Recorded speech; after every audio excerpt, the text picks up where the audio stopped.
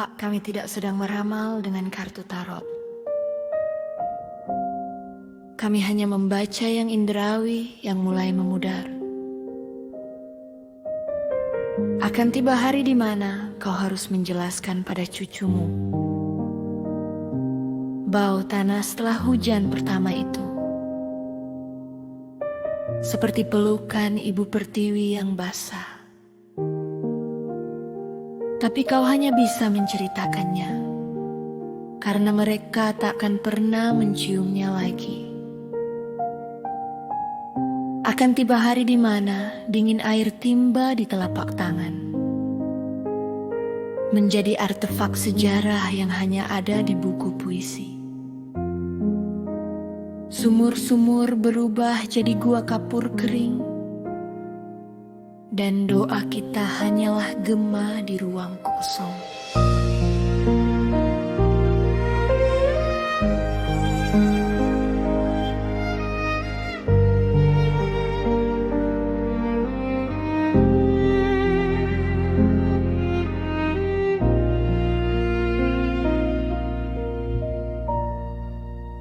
Kami tidak sedang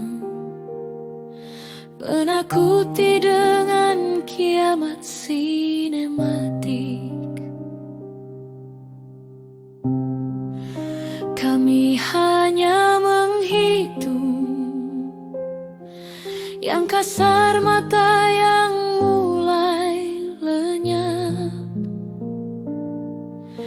Berapa generasi lagi tersisa sebelum anak kita bertanya, hamparan hijau sawah di Karawang itu warnanya seperti apa? Dan kau hanya bisa menunjuk layar ponselmu, menunjukkan foto yang kau ambil saat kau masih muda. Foto yang kini jadi benda museum. Burung-burung migran sudah lupa alamat bakau kita. Mereka kini singgah di atap-atap mal, mencari pohon yang sudah jadi serpihan kayu lapis.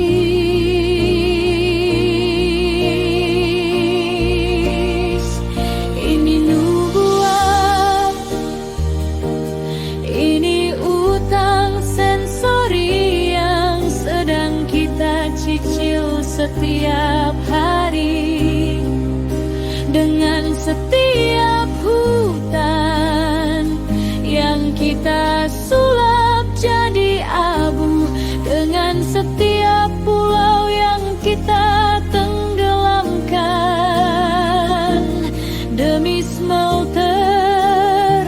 Ini bukan ramalan, ini adalah dosa geologis yang sudah tertagih. Di tempat lain, lihatlah Everglades yang menangis payau. Lihatlah Mississippi yang berubah jadi selokan lumpur.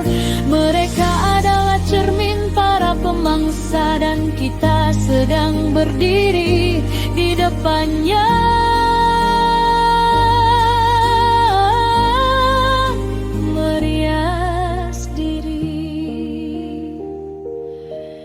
Ada satu kata yang lebih mahal dari minyak bumi.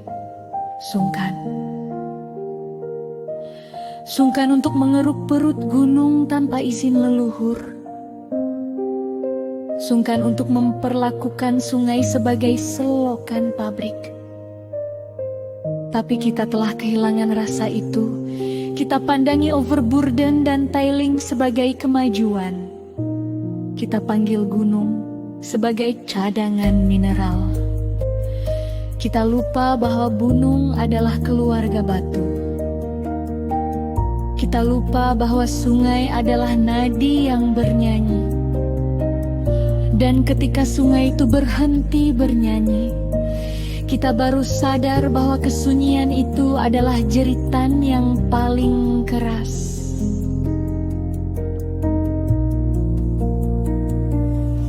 Apa yang akan kita jawab ketika mereka bertanya, "Kakek, nenek, ketika kalian masih muda, apakah kalian mendengar Ibu Pertiwi menangis?" Akankah kita menjawab, "Kami mendengarnya. Nak, tapi kami lebih memilih mendengar bunyi notifikasi ponsel." Atau akankah kita menjawab, "Kami mendengarnya, dan itulah sebabnya hari ini kau masih bisa melihat sepetak hutan ini."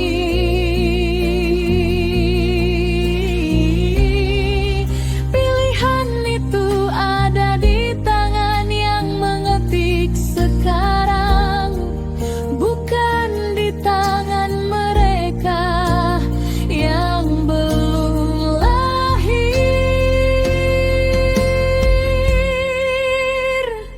Keseimbangan itu bukanlah menu pilihan, ia bukan buffet yang bisa kau ambil sekenyangnya lalu kau tinggal. Ekologi adalah nafas, ekonomi adalah darah, ekosofi adalah jiwa yang membuat kita